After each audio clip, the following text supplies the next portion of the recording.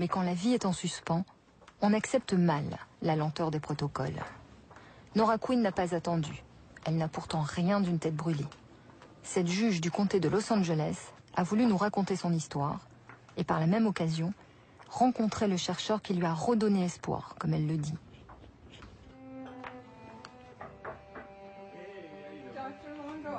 C'est en lisant un article du Los Angeles Times qui décrivait les travaux de Longo que Nora Quinn a pris sa décision. On venait de lui diagnostiquer un cancer du sein. Si j'avais attendu qu'ils aillent jusqu'au bout de l'essai thérapeutique, j'aurais dû attendre 10 ans et je serais morte de mon cancer du sein. Je ne pouvais pas attendre. J'ai eu de la chance. Ma cancérologue s'est montrée ouverte. Elle ne m'a pas vraiment encouragée. Elle m'a dit « Si vous voulez jeûner, allez-y. Je ne pense pas que ça fera une quelconque différence, mais allez-y. » Nora Quinn doit suivre 5 séances de chimiothérapie. Elle redoute les effets secondaires, surtout les troubles des fonctions cognitives. Sous le contrôle d'un ami médecin, elle jeûne 5 jours avant la première chimiothérapie. Elle se sent bien et peut continuer à travailler. Pour les 2 séances suivantes, son oncologue la persuade de ne pas jeûner. Elle supporte très mal la chimiothérapie, se sent si mal qu'elle décide alors de jeûner avant les 2 dernières séances de chimio. De nouveau, elle se sent beaucoup mieux. Pour moi, il n'y a aucun doute que j'ai eu moins d'effets secondaires pendant mon traitement. J'ai été moins fatiguée.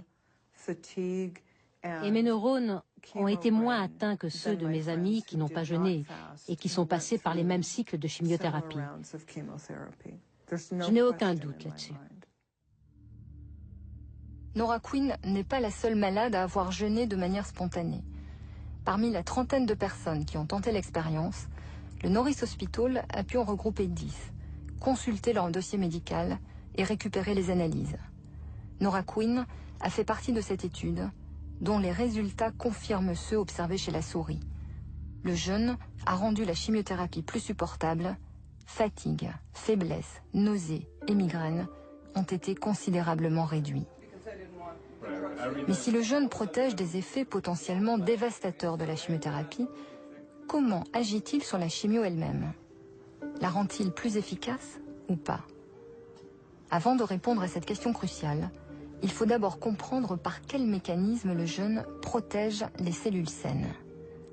Est-ce que le jeûne provoque un changement de l'expression des gènes? Longo sélectionne des cellules de foie, de cœur, de muscles. Déroulons leur fil d'ADN. Voici les gènes.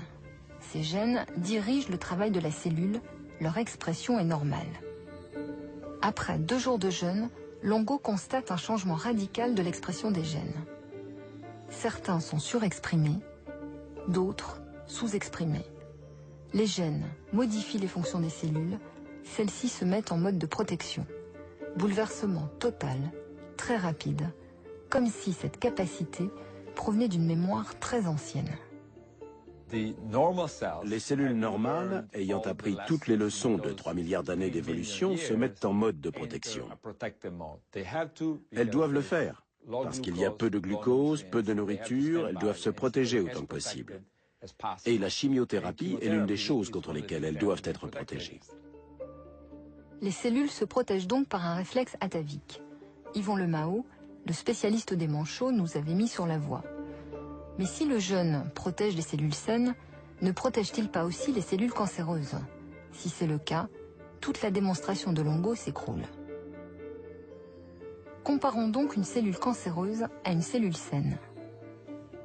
Après 2 jours de jeûne, les gènes de la cellule cancéreuse s'expriment de manière opposée à ceux de la cellule saine. Les cellules cancéreuses ont subi des mutations génétiques, elles ont perdu la mémoire de l'évolution. Les mécanismes de protection ne se mettent pas en place. Les cellules cancéreuses détestent cet environnement où il y a peu de sucre, peu de facteurs de croissance.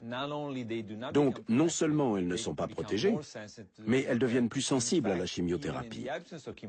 Elles peuvent mourir, ou en tout cas leur croissance est ralentie. Et donc, le jeûne peut ralentir leur croissance, même sans chimiothérapie. Même sans chimiothérapie, nous dit-on. Pour les cellules cancéreuses, le jeûne se révèle donc un cauchemar.